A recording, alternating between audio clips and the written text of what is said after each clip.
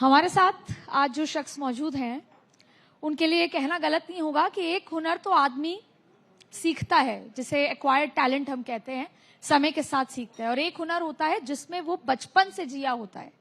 तो भागीरथ जी के लिए कृषि, किसानी, ये जो पूरा काम है ये कोई एक्वायर्ड टैलेंट नहीं है जो धीरे धीरे सीखा है। उनके परिवार किसान परिवार से वो आते हैं, और यही वजह है कि आज उस हुनर को पहचान कर प्रधानमंत्री नरेंद्र मोदी ने मोदी सरकार 3.0 में उनको चुना है और कृषि मंत्रालय में उनको नंबर 2 का दर्जा दिया है।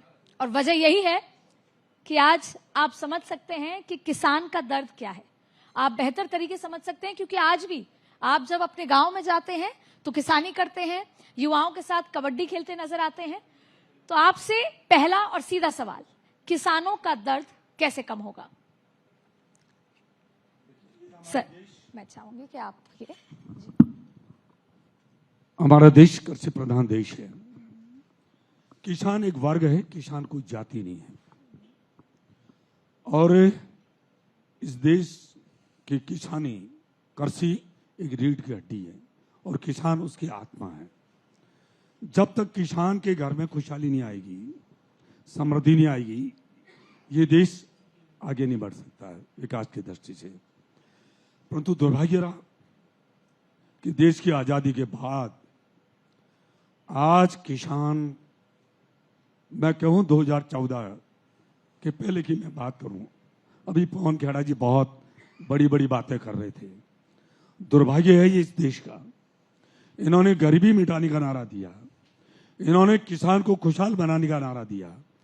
सच तो यह है, जो अंग्रेजों की नीति थी, फूट डालो राज करो, एक धर्म से दूसरे धर्म को लड़ाओ, एक जाति से दूसरी जाति को लड़ाओ, भाई से भाई को लड़ाओ, मैं कह रहा हूं कि अंग्रेजों की नीति से 2 कदम कांग्रेस आगे चली। उनका इसके आगे 2 कदम, 2 नारे और थे। इस देश का गरीब गरीब रहना चाहिए और इस देश का व्यक्ति अनपढ़ रहना चाहिए, ताकि हमारी चंगुल में फंसे रहे, आंख मूंद के हमें वोट देते रहे, हम सुख सत्ता का सुख भोगते रहे। 55-60 साल तक उन्होंने केंद्र और राज्यों में सरकारें दी। उन्होंने क्या किया किसानों के लिए? कुछ नहीं दिया। आज किसान, मैं कह रहा हूं, बूढ़े से लेकर बच्चे तक, महिलाएं रात और दिन मेहनत करती है, कोई समय सीमा नहीं है। एक मजदूर मजदूरी करने जाता है, उसको पता है मुझे 8 बजे जाना है, 5 बजे मुझे छुट्टी हो जाएगी, मुझे इतना मेहनताना मिलना है, उससे मेरा और मेरा परिवार का घर खर्च चलाना है। परंतु किसान बहुत उम्मीद करके चलता है, रात और दिन मेहनत करता है।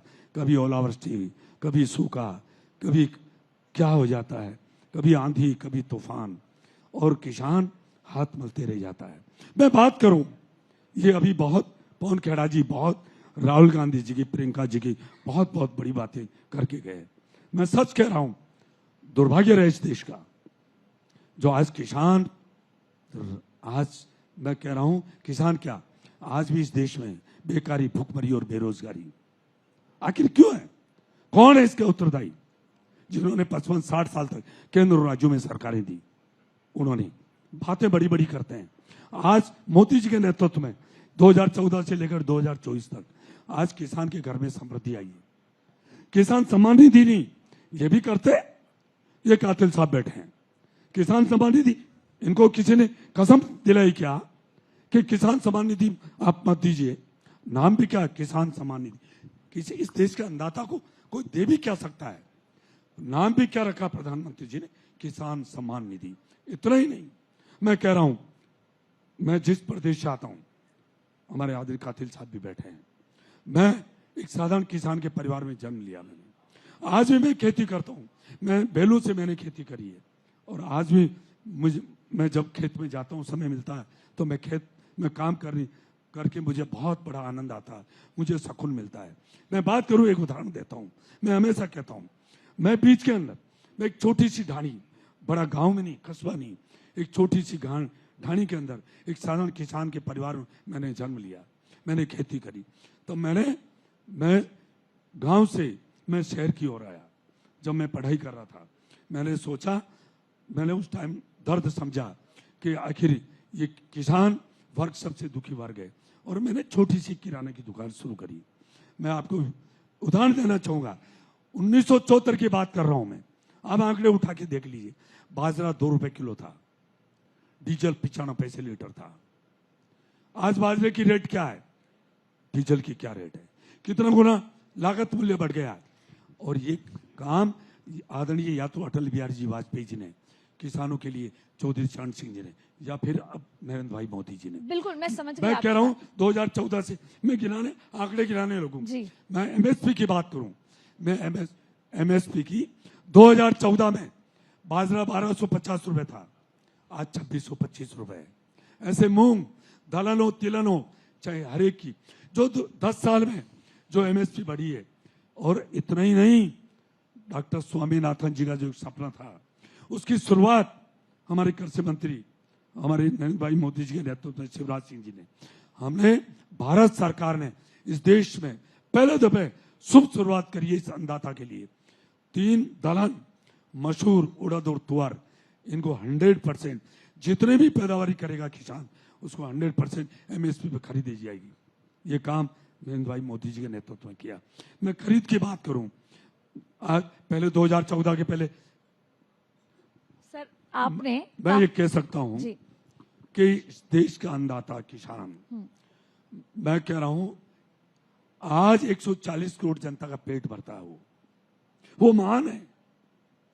जो किसान को कोई कुछ नहीं दे सकता है, वो इतनी मेहनत करता है। और 140 करोड़ जनता का अन्नदाता का जो पेट अन्नदाता है, वो इस 140 करोड़ जनता का पेट भरता है। और उसकी सुध लेने का काम किया तो नरेंद्र भाई मोदी जी ने बिल्कुल किया। तो आप ये कहना चाह रहे हैं कि पिछले 60 सालों में किसानों के लिए कुछ नहीं हुआ, इस 10 सालों में बहुत कुछ हुआ। इस 10 सालों में किसान साल भर के लिए सड़क पे बैठा। आपने एक दुख दर्द का जिक्र किया कि मैं पुराने जमाने की बात करी कि मेरे को दर्द होता है। क्या उस 1 साल जब किसान सड़क पे बैठा आपको तकलीफ हुई? देखिए, इस देश का अन्नदाता जब सड़क पे बैठता है या तकलीफ होती है तो बहुत दर्द होता है। मेरे शरीर में किसान का लहू दौड़ रहा है। मुझे पता है कि इस देश का अन्नदाता किसान की क्या तकलीफ है। परंतु मैं कह रहा हूं 2014 से लेकर 2024 तक इस देश के यशस्वी प्रधानमंत्री नरेंद्र भाई मोदी जी ने किसान के आंसू को पहुंचने का काम किया। अच्छा सर, सच्चाई में किया। ये राजनीति करते हैं। ये मैं और कह रहा हूं, जो किसान है, किसान रात दिन मेहनत करता है, उसको बेचारे को उसको पता है मेरा कैसे परिवार चलाना है। परंतु दुर्भाग्य है कि किसानों के नाम पे जो राजनीति करते हैं, किसानों के हितैषी नहीं है। वो चाहते हैं किसान के घर में समृद्धि नहीं आनी चाहिए, किसान के घर में खुशहाली नहीं आनी चाहिए। पर सरकार में तो सर आप है ना सर, कांग्रेस चाहती है किसान समृद्ध ना हो। किसान को पता है कि उसको घर कैसे चलाना तो है। करते बहुत लंबा समय मिला सरकार और आपकी है। आज उनकी ये दशा नहीं होती। मैं कह रहा हूं, आज धारा 370-35 है, जम्मू कश्मीर से हटाई।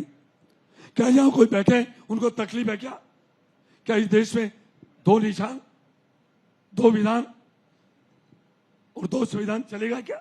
बिल्कुल नहीं चलेगा सर। नहीं, ये क्या जायज है क्या? ये कह रहे थे अमित शाह, ये तोड़ने का काम कर रहे हैं। मैं कह रहा हूं ये भारत छोड़ो। अरे भारत तो जुड़ा हुआ है, तोड़ा तो तुमने। देश का विभाजन तुमने किया, अखंड भारत था, उसको टुकड़े तो तुमने किए। और आज कह रहे भारत छोड़ो। ये भारत तोड़ो का काम करते हैं। बिल्कुल सर। मैं कह रहा हूं, मैं एक उदाहरण दे रहा हूं। 2018 की बात मैं करता हूं। जो 2018 में जिस प्रदेश में आता हूं, राजस्थान में, राहुल गांधी जी गए थे। मेरे फोन में रिकॉर्डिंग है। राहुल गांधी जी ने कहा राजस्थान में हमारी सरकार आ जाएगी। मैं अन्नदाता की बात कर रहा हूं। तो उन्होंने कहा, गिनती बोली 1 2 3 4 5 6 7 8 9 10 दिन हमारी सरकार आते ही 10 दिन होते ही संपूर्ण किसानों का कर्जा माफ कर देंगे।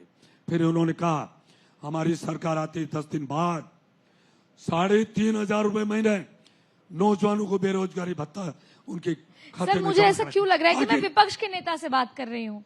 मुझे ऐसा क्यों नहीं लग रहा कि मैं सरकार के मंत्री से बात कर रही हूँ। हाँ, तो वो मैं- सरकार मैं ये गई कह रहा हूं ना, कि- राजस्थान में कांग्रेस की सरकार है और ना ही देश में कांग्रेस की सरकार हाँ, है। तो मेरा मैं सवाल आपसे ये पूछना है चाहता हूं। कि मैं इसलिए कह रहा हूं, ये कांग्रेस, ये विपक्ष इस देश के अन्नदाताओं के दुश्मन है। पर सर और आज किसान के घर में समृद्धि होती, किसान के घर में खुशहाली होती, इस देश का समृद्ध होता किसान, तो ये देश विकसित राष्ट्र बन जाता। बिल्कुल सर, मेरा आखिरी एक सवाल आपसे ये है कि किसानों को उन्होंने दबा के रखा, उन्होंने गरीबी मिटाने का नारा दिया, गरीबी नहीं मिटाई, गरीब को जरूर मिटाया। सर मैं एक बार फिर कहूंगी, मुझे लग रहा है मैं विपक्ष के नेता से बात कर रहा हूं। मेरा आखिरी सवाल आपसे ये है, दो चीजें।